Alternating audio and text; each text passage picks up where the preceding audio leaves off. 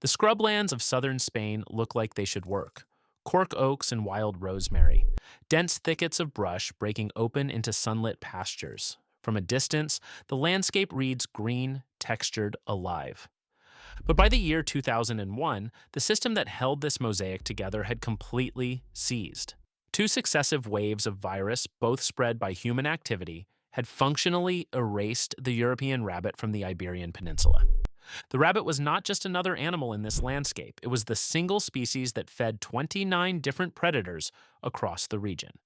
And the apex predator that had regulated the entire carnivore hierarchy of these scrublands for over a million years was down to 62 mature adults.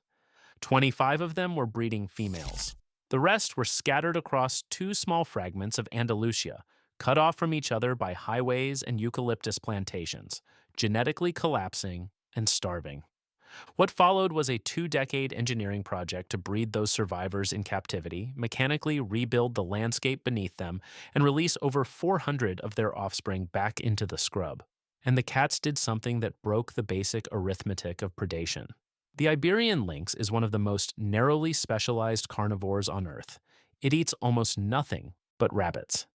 Yet everywhere it established territory, rabbit populations rose. How does a predator save the thing it kills? The answer is not sentimental, it is purely mechanical. And it begins with understanding exactly how this system broke. For over a million years, the Iberian lynx operated as the sole enforcement mechanism across the Mediterranean scrublands. It is a compact animal, 8 to 16 kilograms, roughly the weight of a cocker spaniel, with a spotted tawny coat, long black tufts crowning each ear, and a thick woolly ruff framing the face that broadens with age, giving mature individuals the look of a very serious, very well-dressed cat that has no intention of explaining itself to you. It was built for one landscape and one prey. Its skull is shorter and narrower than any other lynx species, the jaw muscles arranged to maximize force on a single small target.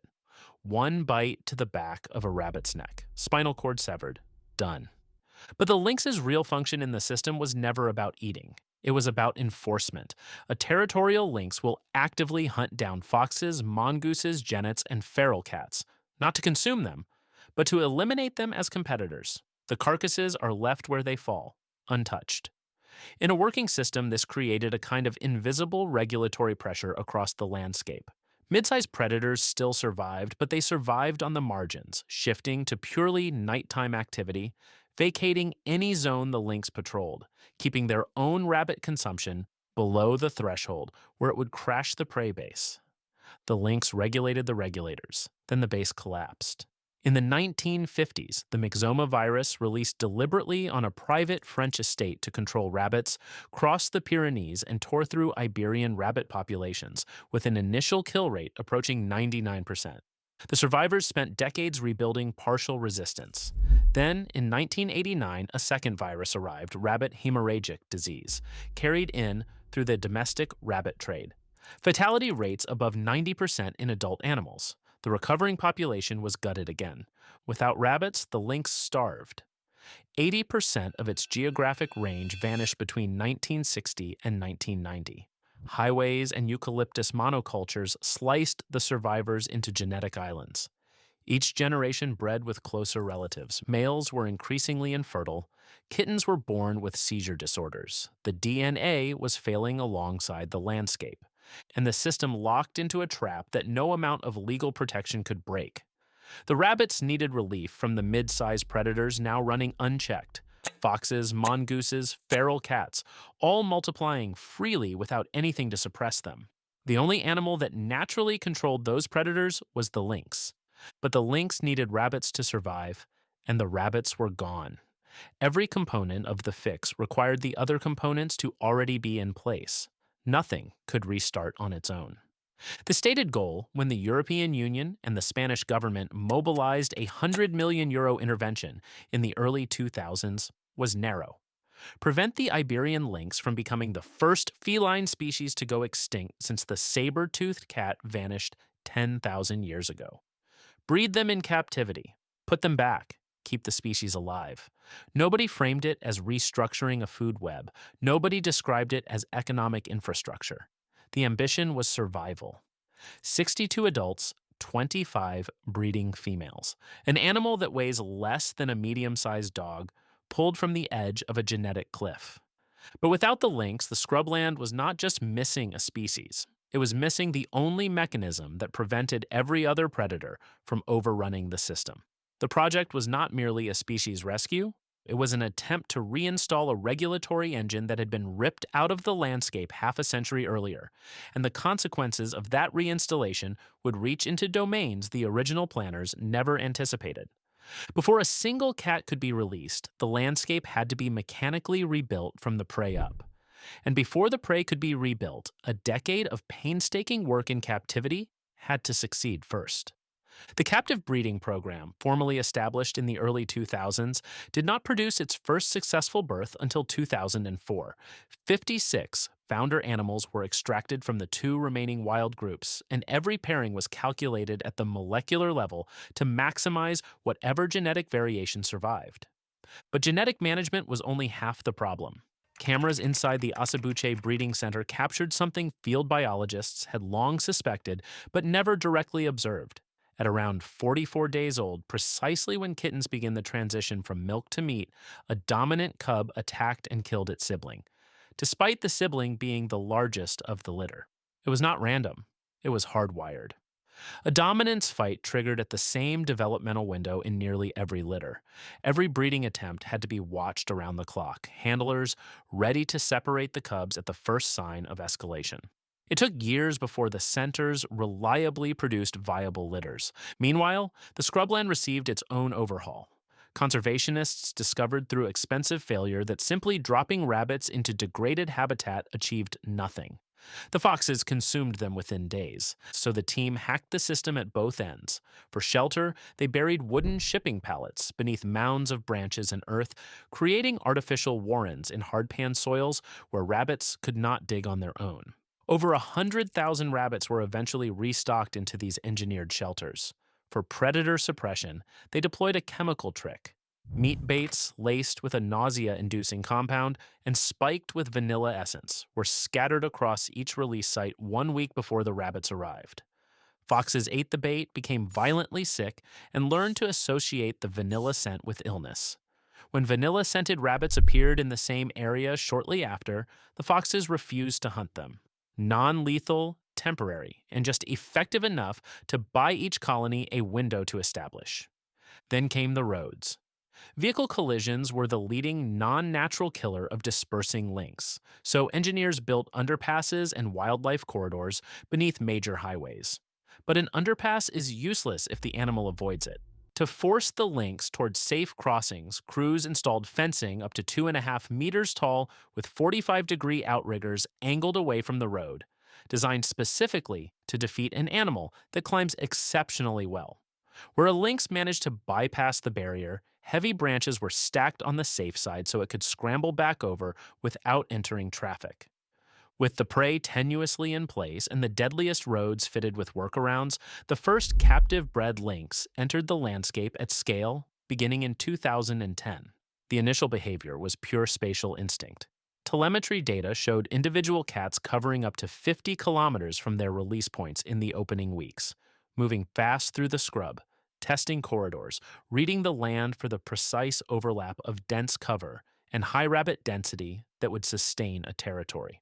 Females carved out home ranges averaging 10.5 square kilometers. Males claimed larger, overlapping zones. Within weeks, invisible property lines had been drawn across valleys that had not hosted a territorial lynx in decades. Then came the enforcement. Camera traps in the Matichel Valley began recording dead foxes and mongooses inside lynx territory. Carcasses left untouched. No feeding marks, no consumption. The lynx was not supplementing its diet. It was clearing competitors from its range. The same instinct that had regulated this food web for 1 million years activated the moment the cats settled in. Genets and stone martens that survived did so only by abandoning daytime activity entirely and restricting their movements to narrow corridors the lynx had not yet claimed. Within 2 years of lynx establishment in reintroduction zones, red fox and Egyptian mongoose numbers dropped by 80%. from the offspring of 62 starving adults, each one weighing no more than a large house cat. But the recovery was fragile. As the best territories filled, subadult lynx, driven by instinct to disperse and claim their own ranges, pushed outward across unprotected ground, sometimes crossing open gaps wider than 5 kilometers. Many did not arrive. The annual roadkill rate for dispersing young females spiked to 40% in some zones after 2021. Every cat lost on a highway was a descendant of that original base of 62 that would never establish a territory, never suppress a single fox. The population held despite the losses, and the 80% collapse in mid-sized predators had begun to reshape the scrubland in ways that had nothing to do with the predators themselves. Within a few years, the data from those valleys would reveal something that broke the basic arithmetic of predation and forced the most entrenched conflict in Spanish rural politics to reverse itself. The arithmetic of the scrubland flipped on a paradox. A single Iberian lynx consumes roughly one rabbit every 24 hours. That is essentially its entire diet: one kill, one meal, repeated for life. In isolation, adding a specialist predator to a landscape where the prey is already crashing sounds like the last thing you would do. But a single territorial lynx also excludes dozens of foxes, mongooses, genets, and feral cats from its range. All of those mid-sized predators eat rabbits. All of them, in the decades without an apex enforcer, had multiplied unchecked and consumed the prey base faster than the rabbits could breed. When ecologists ran the consolidated numbers across reintroduction zones, the result reframed the entire project.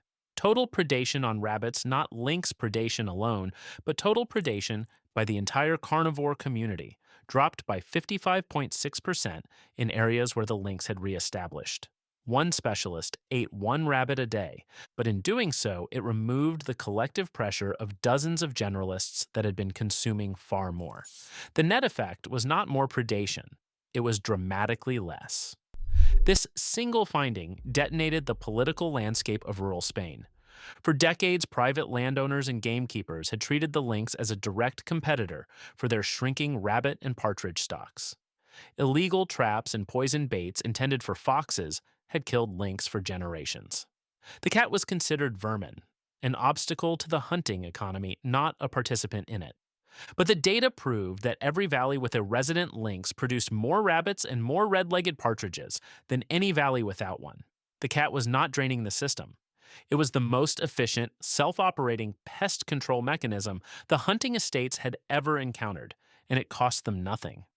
Over 200 private landowners signed legally binding conservation agreements covering more than 150,000 hectares.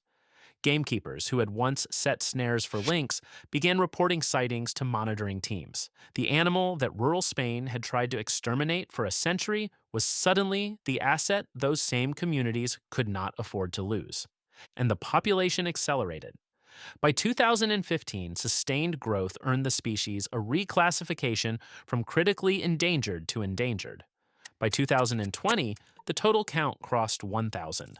Wild births were running at over 400 cubs per year. The captive breeding centers had done their job. The population no longer depended on them to sustain itself. Then came the geographic expansion. Lynx were claiming territories in regions that had not hosted the species in living memory. The Toledo Mountains, the Guadiana Valley in Portugal, the olive plantations of Extremadura. That last detail confounded expectations entirely. Biologists had long assumed the lynx required pristine, undisturbed wilderness. Instead, the cats colonized working agricultural landscapes, hunting through mountain olive groves, denning in active farmland, fitting themselves into human-dominated terrain with a flexibility that no model had predicted. In Andalusia, the Sierra de Andújar, one of the two original refuges that had kept the species alive at its lowest ebb, transformed into a destination for wildlife tourism. Photographers and naturalists from across Europe booked local hotels, hired regional guides, and sustained an economy that had not existed a decade earlier. The lynx had become economically productive in ways the original recovery plan never considered. But the system the lynx was rebuilding remained tethered to a single, volatile fuel source. New mutations of hemorrhagic disease continued to sweep through rabbit populations without warning. And the Iberian Peninsula was drying, summers growing longer, scrubland shrinking, water sources disappearing. What had begun as an emergency species rescue had become something else entirely, a test of whether an engine built by a million years of evolution could handle conditions that didn't exist a generation ago. How does a predator save the thing it kills? By removing everything else that kills it. One specialist takes one rabbit a day and eliminates the collective pressure of dozens of generalists that had been consuming far more. The arithmetic runs backward from what intuition predicts, but across every occupied valley it held. By 2024, the scope of what 62 survivors had produced was measurable across the southern half of the Iberian Peninsula. 2,401 individuals, 470 breeding females, up from 25. Occupied territory had expanded from 449 square kilometers to over 3,300. In June of that year, the IUCN reclassified the species from endangered to vulnerable, two full threat categories removed in under a decade. Over €100 million invested across 20 years, roughly the cost of building a few kilometers of European high-speed rail, to restart a system that now generates compounding ecological and economic returns across two nations. And the one variable the engineers could not design around, the drying climate, was already being addressed, not by the program, by the cats themselves. In 2020, a camera trap at a water trough in the Toledo Mountains recorded a female lynx carrying a freshly killed rabbit to the water. She pushed the carcass below the surface, held it submerged for over a minute, and carried it away dripping. Between 2020 and 2025, researchers documented the same behavior 8 times across 5 different females. Laboratory tests showed that the rabbit's fur retained up to 5% of its body weight in water for 40 minutes after removal. The working theory, published in the journal Ecology in 2026, the females had invented a technique for hydrating their cubs during the transition from milk to solid food as Iberian summers grew longer and drier, a behavior no wild cat has ever been recorded performing, learned, shared between individuals, and refined by descendants of those 62. And in one final inversion, the European rabbit, the foundational prey species the entire project was built to support, is now classified by the IUCN as more globally threatened than the lynx that eats it. The predator recovered. The prey has not kept pace. 25 breeding females in 2 dying patches of Andalusian scrub. That was the entire inventory. The most effective piece of ecological engineering on the Iberian Peninsula is not a dam or a terrace wall or a planting program. It is a 13-kilogram cat that kills things it does not eat. The system did not need a new design. It needed its engine returned, installed in the correct sequence, and left to operate. The lynx does not know it is a conservation project. It enforces a set of territorial rules that have been written into its behavior for 1,000,000 years. The landscape responds because the landscape was always built to respond to exactly this.